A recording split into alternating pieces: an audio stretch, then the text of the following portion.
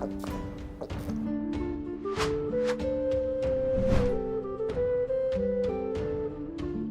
Moin, hallo und herzlich willkommen zu einem neuen Video hier auf meinem Kanal. Heute gibt es ja eine Runde Shakes and Fidget und heute bin ich wieder nicht alleine, denn ich habe den Basi mit im Gepäck. Schönen guten Tag. Jo, servus Leute, was geht? Moin Moin. Was geht? Freut mich, dass du wieder mit bei mir hier auf dem Kanal bist, denn es gibt natürlich einiges zu berichten. Wir spielen ja beide auf F9. Du als Gildenführer von Horizon und ich zwar nicht als Gildenführer, aber als Offi bei Celtic. Und noch stehe ich über dir. Was sagst du denn dazu? Ja, unfair. Wir konnten einen Tag keinen Kampf starten, ja. Ja, aufgrund der neuen Spieler. Das wäre nämlich meine erste Frage gewesen. Ich hatte nämlich schon überlegt gehabt, macht ihr jetzt zuerst die Raids oder warum wartet ihr so lange? Weil wir hatten schon irgendwie ein, zwei Angriffe auf andere Gilden und Horizon. Ja, die hatten irgendwie noch gar nichts.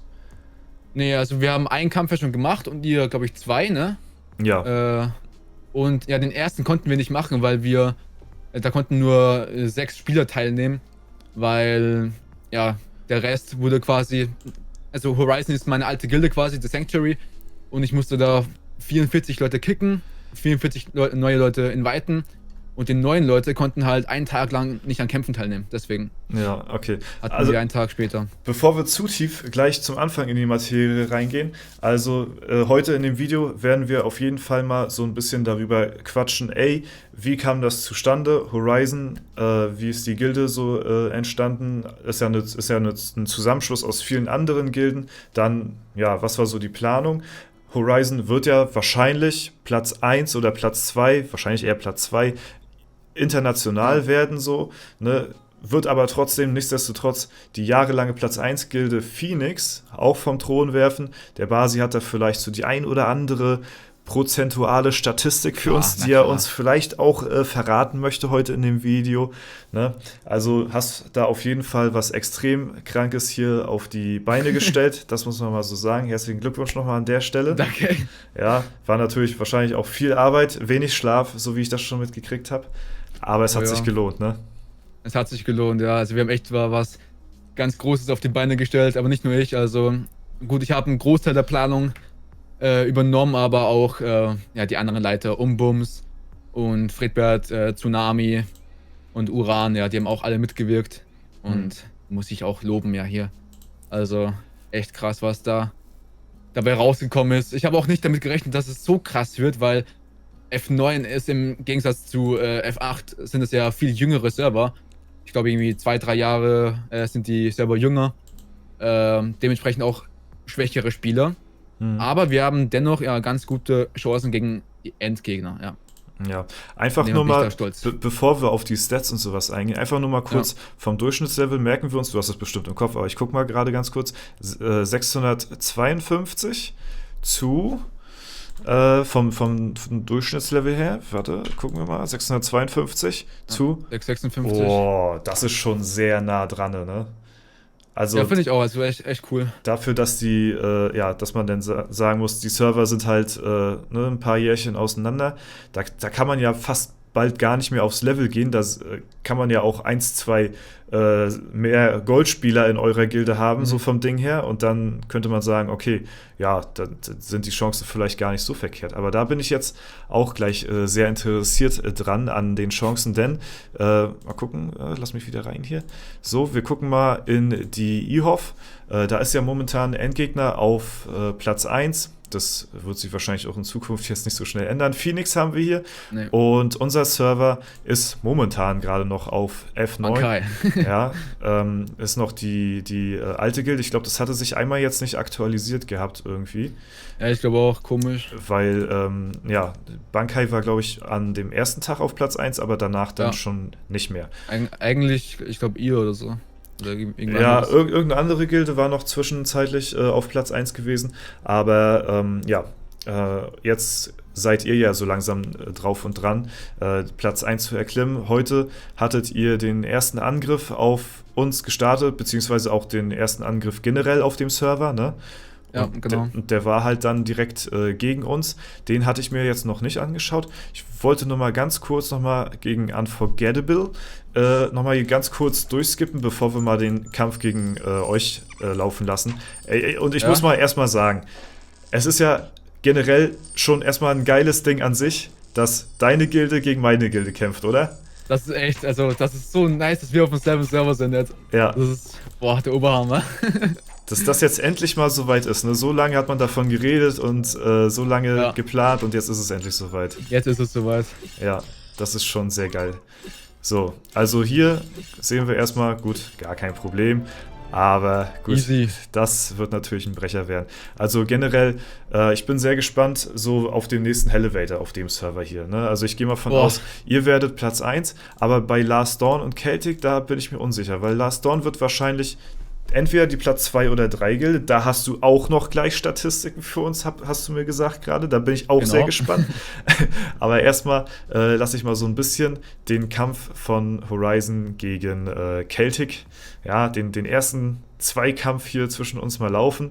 Kampf der Giganten. Wie gesagt, ich habe mich noch nicht gespoilert. Ich weiß, wir werden verlieren. Aber wie weit sind wir gekommen so? Ich habe sogar das Pilzkatapult aufgeladen. Ja, wer macht denn sowas, Digga? Einen größeren Pilzwaste gibt es, glaube ich, nicht. Aber ich fand es ganz lustig. So, wir gehen rein. Wir gehen rein. Let's go. Okay. Ja. Oh, ich bin echt schon aufgeregt, ey. Die Hits werden ausgeteilt. Geil. Ja, und du hast ein paar Statistiken für uns an Start, wie so die Prozentchancen sind gegen eure richtigen Gegner auf anderen Servern, weil gut, auf F9, da seid ihr natürlich, alleine auf weiter Flur, sag ich mal. Ja. Aber ich meine, ihr seid ja auch eine der besten Gilden der Welten, die sich, oder der Welt, die sich jetzt hier halt eben gegründet hat auf dem Server. Und euer Ziel ist es halt eben in der internationalen Ehrenhalle sehr weit oben zu stehen. Und da würde ich natürlich sehr gerne mal von dir hören. Wie sind da so die Chancen? Genau, also ich habe jetzt nur von den 2 relevanten Gilden die Chancen berechnet. Einmal von Phoenix und einmal von den Endgegnern. Machen wir mal Phoenix zuerst, ja. Spannende zum Schluss. Bei Phoenix hatten wir eine 97,8% Chance zu gewinnen. Also, ja.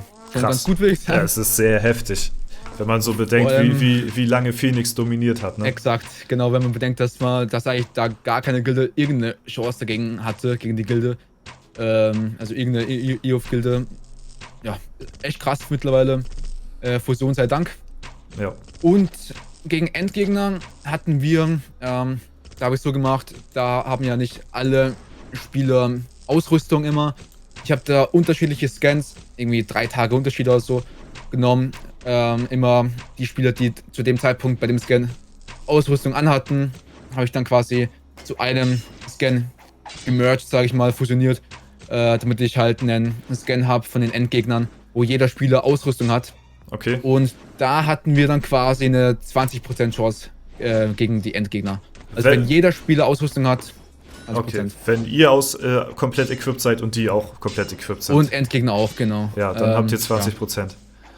Okay, ja. Ist schon ganz gut eigentlich. Ist, mit sehr viel Glück auf jeden Fall machbar. Aber werden natürlich... Jeder 5. Kampf. Ja, die meisten Kämpfe werden sie auf jeden Fall gewinnen. Ich glaube, die Kämpfe werden echt spannend. Also wenn ihr in Zukunft, ich meine, die Endgegner werden auch extrem Gas geben jetzt, denke ich mal. Ich denke mal, die werden auch sehr viel Motivation bekommen haben durch den Server-Merge. Ich habe es ja bei mir auch gemerkt und ich denke, bei dir ist es ähnlich und bei allen Leuten da draußen, die auch so ein Merge hinter sich haben. Man bekommt wieder richtig Lust, Shakes and Fidget zu spielen, weil es nochmal so ein ganz neues Erlebnis ist, es ist ein neuer Wind, es ist wieder Leben in der Bude so und das macht sich bemerkbar, auch in der Gilde, im Gildenchat, der ist so aktiv wie nie zuvor und deswegen sind gerade alle motiviert. Und ich bin mal gespannt, wenn noch der ein oder andere starke Spieler zu euch kommt, vielleicht werden da die Chancen ein bisschen höher. Wie sieht es denn aus mit den Chancen, wenn jetzt zum Beispiel die gewissen Leute, die jetzt Beutegold-Taktik machen und sich droppen lassen, jetzt nicht immer ihr Equipment anhaben? Hast du da auch irgendwas ausgerechnet? Ja, da habe ich auch. Also meistens sind so 4 Spieler bei den Endgegnern, die kein Equipment haben. Vor allem Riddick, wenn ich den Namen richtig ausspreche, keine Ahnung. AK Surya auf S1 heißt sie. ja, die macht halt die Taktik auch und ist einer der stärksten Spieler bei Endgegner. Und die stärksten Spiele machen halt die meisten Prozente aus. Mhm. Ja, und dann noch 3 andere. Und ich habe vor 2 Tagen dann ja, die Chance simuliert. Und da waren wir bei 72% gegen Endgegner. Was? Alter, das macht so einen Unterschied. Ja, es ist wirklich so, ja. Also die stärksten Spiele machen das meiste aus, ja. Von 4 Spielern. Ja, wirklich. Es kamen ja auch 4 richtig starke Chars dazu, zu den Endgegnern. Also Daddy Cool, Riddick und noch irgendwer. Und ich glaube, ja, und noch irgendwer. Ja, krass. Gibt es bei euch dann auch Leute, die das machen schon? Hat sich da schon was rausgestellt oder kann man das jetzt noch nicht sagen? Ist der Server jetzt noch zu jung? Ich habe noch keinen gesehen, außer Uran. Der hatte eine kurze Zeit keine Ausrüstung an, aber irgendwie jetzt anscheinend doch wieder. Also heute hatte der ein paar Stunden keine Ausrüstung an.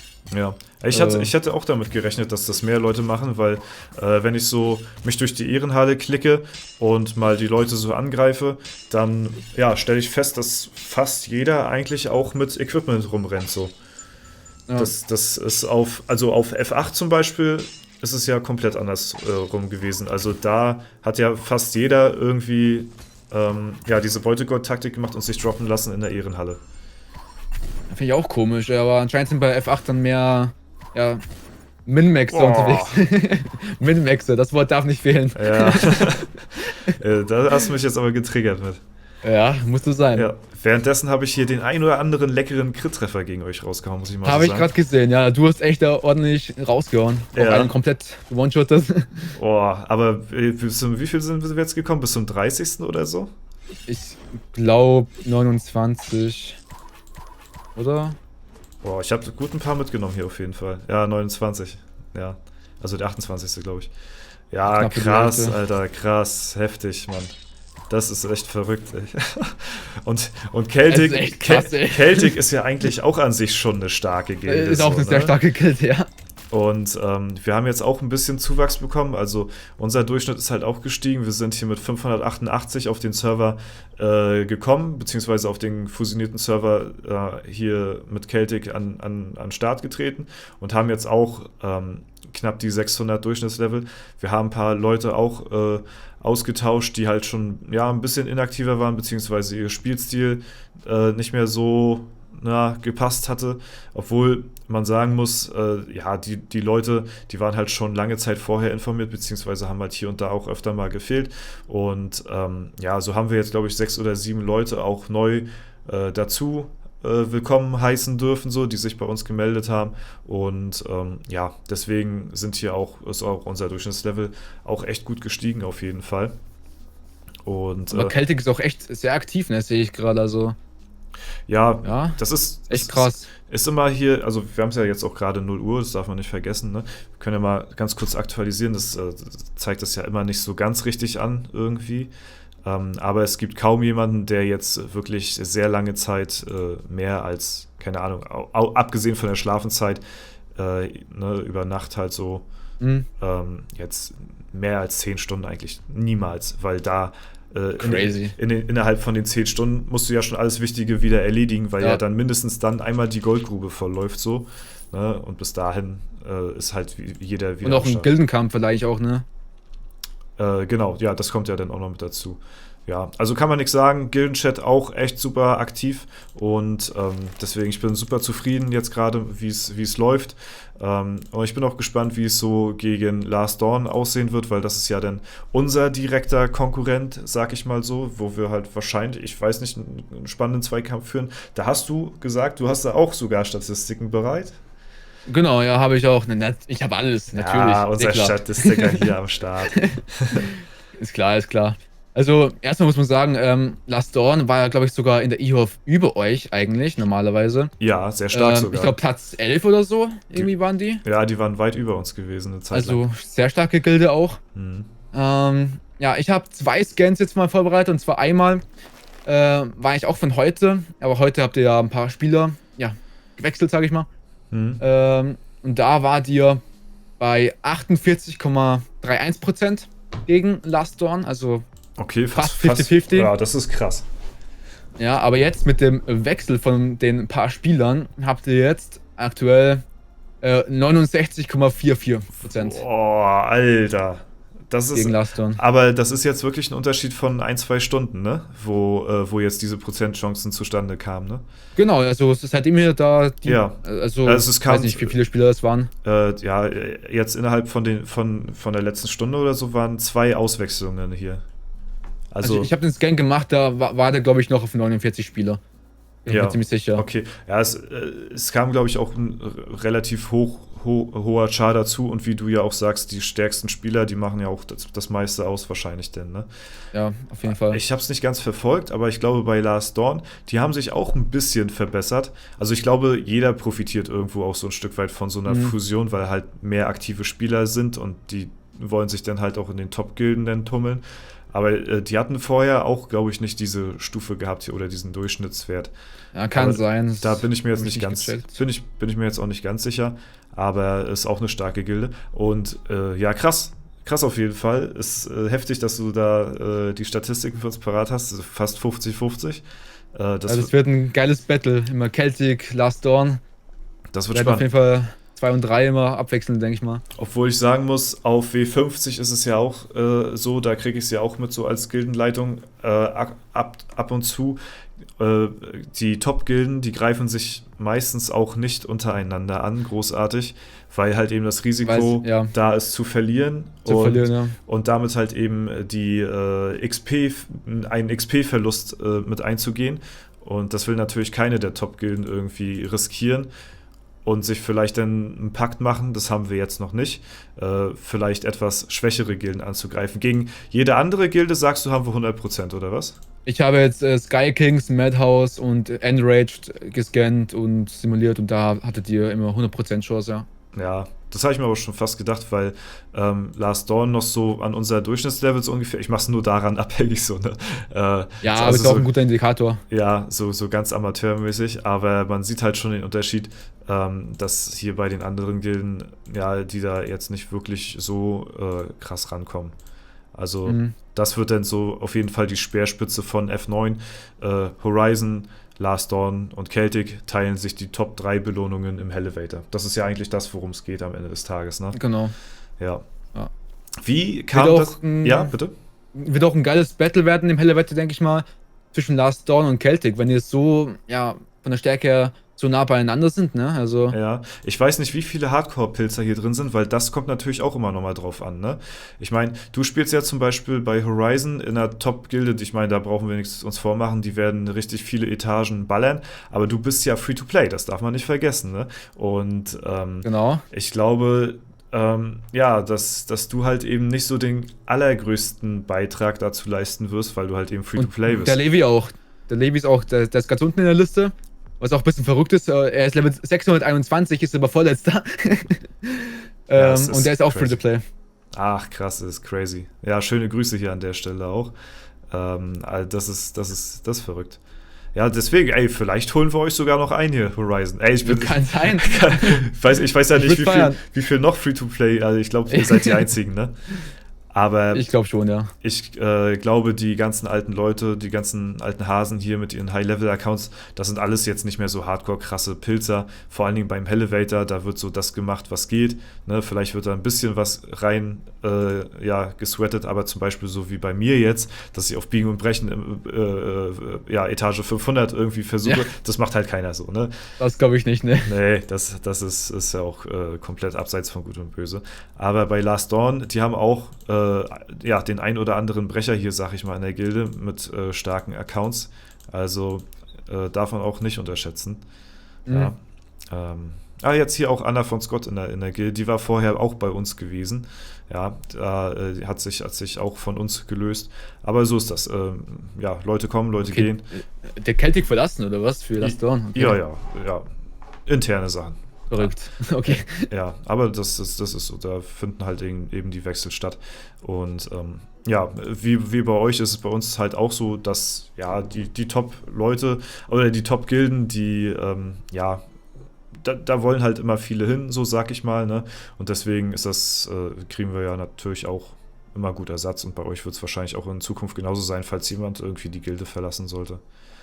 Mhm. Ja, da würde mich jetzt aber interessieren, wie kam das eigentlich, das Ganze so zustande? Hast du das vorab geplant, dass du so eine Mega-Gilde machen willst, wo du gehört hast, ey, F9, das wird jetzt mein Server. Wie war da so deine Herangehensweise? Also es war schon ein Gedanke von mir so, eine Mega-Gilde zu kreieren. Ähm, Da war halt noch nicht, als ich den Plan hatte, war noch unsere Fusion gar nicht angekündigt, aber ich wusste ja, dass es irgendwann passieren wird. Und ja, als sie dann mit Datum angekündigt wurde, es war ja am 28. November, meine ich. Ja, einen Tag später hat mich gleich Umbums angeschrieben, wie es aussieht mit unserer Gilde S28, The Sanctuary, Mhm. was sie so vorhaben, ja, weil Umbums hat mit seiner Gilde und zwei anderen eine Fusion geplant, also schon mal 3 Gilden an Bord. Ich habe anfangs abgelehnt, weil ich eigentlich ja unsere eigene Gilde stärken wollte und ja, ich wollte nicht meine Gilde verlassen. Ich wollte The Sanctuary selber stärken. Ich habe mir dann aber einen Ruck gegeben, habe nochmal Umbums dann zurückgeschrieben, habe ihm geschrieben, ich frage mal meinen Gildenleiter. Und mein Gildenleiter, der Brom, der war eigentlich ganz guter Dinge. Der ja, war ziemlich positiv. Eben auch wegen dem Aspekt der Aktivität dann, dass mal wieder was Neues passiert und die Gilde mal wieder aktiver wird, auch wenn wir dann in eine andere Gilde gehen. Und ja, so war es dann. Dann waren wir quasi dabei und haben uns dann entschieden, ja, wie viele Spieler wir mitnehmen. Und das waren dann bei uns, ich glaube, 7 Spieler am Anfang, weil mehr kam bei uns einfach nicht in Frage für so eine Gilde. Ähm, Es hieß am Anfang, dass wir von jeder Gilde 10 Spieler mitnehmen, also 40 Spieler dann hätten und dann nochmal 10, ja, random Spieler, wie man es so rauspickt, einzelne Spieler. Aber ja, wir haben dann einfach dynamisch quasi die Spieler, sag ich mal, rausgepickt von uns, welche da überhaupt in Frage kommen würden. Und bei uns in der Gilde waren es 7. Ich glaube, bei Welt Inferno und Legenden der Nacht waren es 10 oder 9 jeweils. Und bei Bankai waren es dann am Ende, ich glaube jetzt auch 5 oder 6. Und alles andere waren dann Random-Spieler, obwohl, nee, es gibt noch Gruppentherapie. Genau, eine Gilde vergessen. Gruppentherapie kam dann erst später dazu. Aber bei Gruppentherapie kamen, ich glaube, auch 8 Spieler oder 7 Spieler irgendwie so nach Horizon. Und ja, so war es. Also nochmal kurz, kann ich nochmal sagen, als ich dann Umbums das okay gegeben habe und als wir dann bereit waren, dann habe ich so den Großteil der Planung übernommen, weil ich halt da derjenige mit SF-Tools da war mit meinen Listen. Und ja, ich habe dann erst was ich gemacht habe, waren die Top 100 von jedem Server zu scannen, also S25 bis S37, und dann anhand der Liste ja die Spieler abzufragen, ob die Lust hätten bei so einer Sache. So habe ich dann auch ein paar Gilden angeschrieben. So kam dann eine Gruppentherapie als 5. Gilde zur Fusion. Genau, und so habe ich dann die Gilde nach und nach kreiert und geplant und ja, dran gewerkelt. Und Hm. dann man sieht ja, was jetzt draus geworden ist. Ja, das ist eine absolute Mega-Gilde, die Potenzial hat, in Zukunft vielleicht sogar die beste Gilde der Welt zu werden. Also, es ist Ab und schon, zu zumindest werden wir auf der 1 sein. Nicht immer, meistens ist es Endgegner ab und zu mit einer 20% Chance. Im ja. Durchschnitt jeden 5. Tag so. Aber bei Endgegner war es ja nicht so gewesen, dass die so eine extrem krasse Mega-Fusion hinter sich haben, oder? Also von Bei, Gildenzusammenschlüssen. ich glaube, 3 waren es bei Endgegnern, weil die haben ja 2 andere Partnergilden. Also denke ich mal, die Endgegner-Gilde selber. Ich weiß gerade nicht, wie die vorher hieß. Und dann halt die 2 Partnergilden. Nehme ich mal zumindest an. Mhm. Ja, aber bei F8, ja, da wäre halt noch mehr möglich wahrscheinlich. Also würde ich auf F8 spielen, wahrscheinlich. Boah, ich würde das so rein tryharden, ja. Als äh, Gildenleiter die alle ja, zusammenzuschließen, oder was? ja. Also ich habe bei F9 wirklich. Ich habe bei F9 wirklich alles rausgeholt, was nur irgendwie ging. Ja, also mehr ging wirklich nicht. Ich habe ja am Schluss sogar noch euch gefragt. Also hast du, glaube ich, auch in einem Video erwähnt. Ja, ich glaube Ähm, irgendwie, das hatte Bella mir gesagt, ich hätte das sonst auch nicht mitgekriegt. Ich ja, glaube, es irgendwie 7 oder 8 Leute irgendwie versucht Genau. abzuwerben. Oh, also ja, es gehört Also halt. Oder was heißt versucht abzuwerben? Ich habe gesagt, wir könnten 9 Spieler aufnehmen, habe ich gesagt. ja, gut, abwerben hört sich immer so negativ an, aber ja, nachgefragt, ob sie vielleicht Lust haben und das gehört ja halt auch mit Genau. dazu auf jeden Fall. Ne? Und auf der anderen Seite ist es ja auch irgendwo schmeichelhaft, sag ich mal, wenn man jemanden fragt und in Frage kommt, sag ich mal, in so einer krassen Megagilde mitzuspielen. Deswegen ja, aber das hat bei Celtic irgendwie, glaube ich, nicht ganz so gut geklappt. Ich glaube, Nö. Ja, es bei ist. vielen anderen auch. Lars Dorn auch Ja, nicht.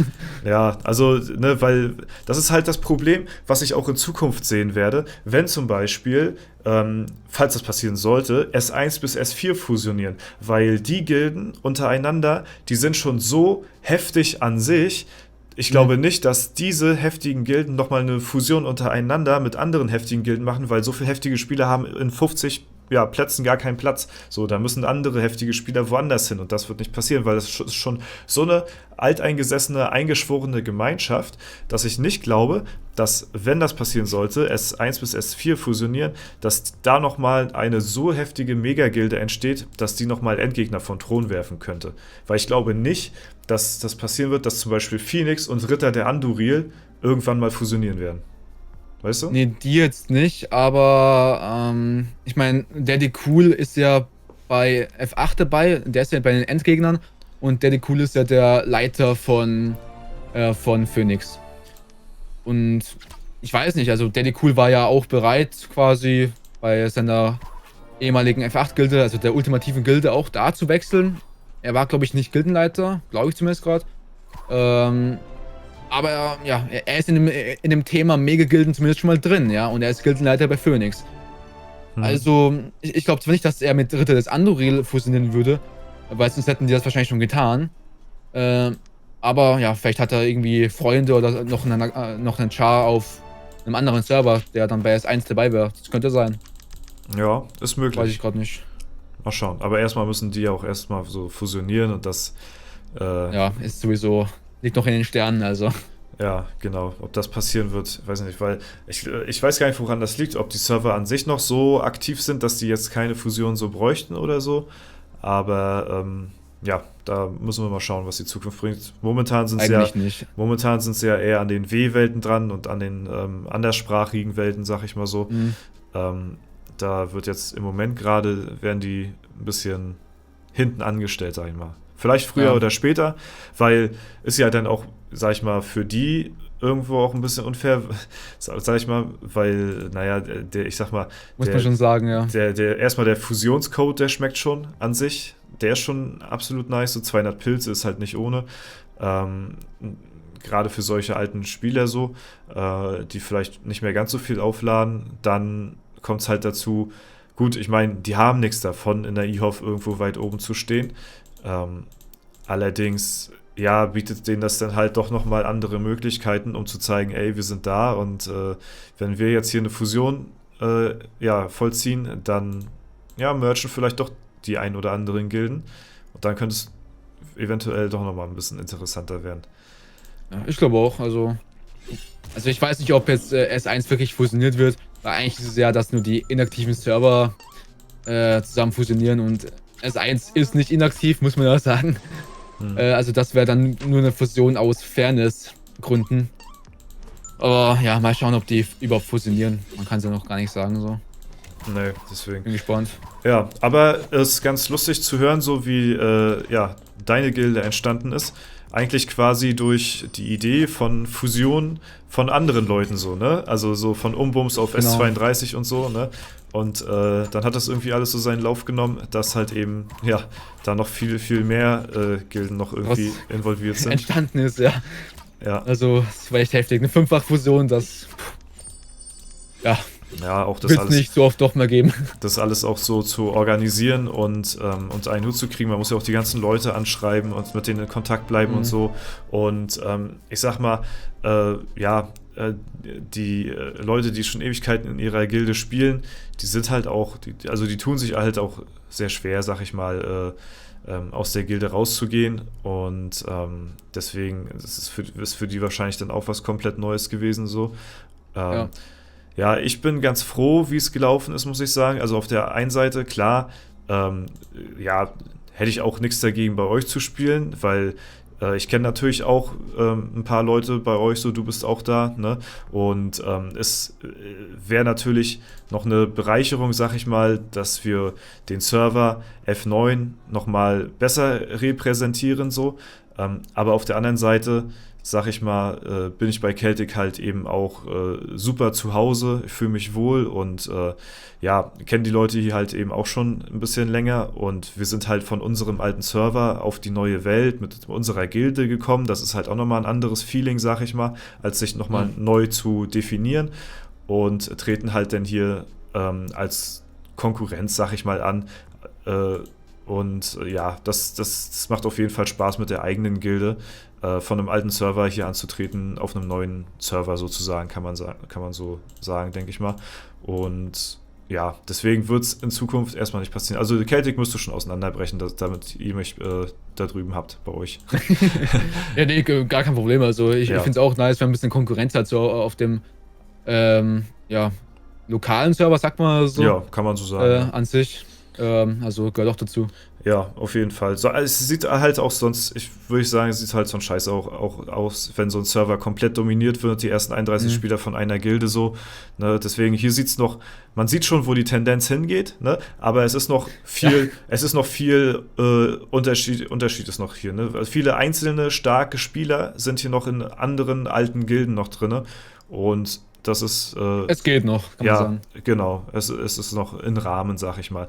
Und ansonsten fühle ich mich halt auch irgendwie schon als Teil von Horizon, weil ihr vertretet halt unseren Server F9 in der IHOF und ich bin ja auch Teil von F9, deswegen bin ich auch irgendwo, also so sehe ich das zumindest, denn Teil des Servers und deswegen bin ich auch, ja, feuere ich euch und eure Gilde auf jeden Fall auch an, da oben den Endgegnern auch Dampf zu machen.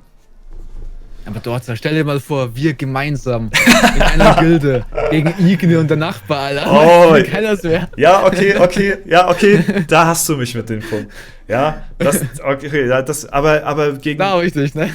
obwohl gegen Ignil, obwohl, nee, stimmt. Ja, dann sieht man bestimmt den Ignil mal im Kampf, ne, weil ansonsten bei den Endgegnern, da, ne, die kommen ja nie bis zu Ignil, Die kommen nicht so weit, ne? ne. Das könnte jetzt ja sein, dass ja mal der Ignil mal in der IOF hier zu sehen ist, wenn ihr mal gegen die kämpfen solltet.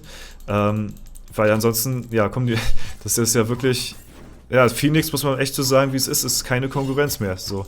Da muss halt erst neue Konkurrenz her. Und ja, das werdet ihr dann sein. Ja, wobei Konkurrenz hat auch nicht, wie gesagt, 97,8% Chance ist. Eigentlich auch fast jedes Mal, Wie? dass wir da gewinnen. Ihr gegen Endgegner, so meine ich. Ach so, nee, Ja. ja, da haben wir keine Chance. Naja, eine Oder 20%. 20%. Je nachdem, wie Endgegner halt ihr Equipment da anlegen wird, so, ne?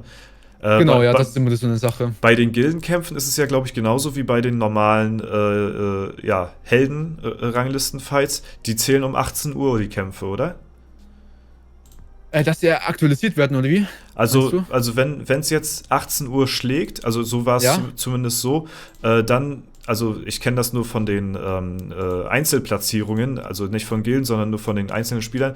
Ja. Wenn du um 18 Uhr auf Platz 1 bist, dann zählst du für um 0 Uhr, wenn halt die Liste aktualisiert, Ach so, für deinen ja, ich Server verstehe. dann. So, und für deinen Server mit dem Equipment, was du halt anhast. Und das weiß ich jetzt nicht genau, aber bei den Gilden müsste es ja dann genauso sein. Das heißt, wenn die sich dann um 18 Uhr alle darauf achten, dass sie angezogen sind, dann haben sie schlechte Karten, habt ihr schlechte Karten. Aber wenn die um 18 Uhr ihr Equipment vergessen sollten, ja, dann sieht es ja vielleicht gar Dann nicht haben aus. wir auch eine Chance. Ja. Sieht es gar nicht so verkehrt aus. Deswegen bin ich sehr gespannt, wie es aussehen wird. Falls das wirklich bei den Gilden genauso ist wie bei den Helden. Also, ja, da mal gucken. Ich denke schon, also, aber ja. Ich Es lege sei- dafür jetzt auch nicht meine Hand ins Feuer. Falls es noch so ist. Früher habe ich auf S31, ganz früher, hatte ich mal drauf geachtet, dass ich mit meinem Char, mit dem Dorzer Char hier, in der IHOF zu sehen bin. Ne?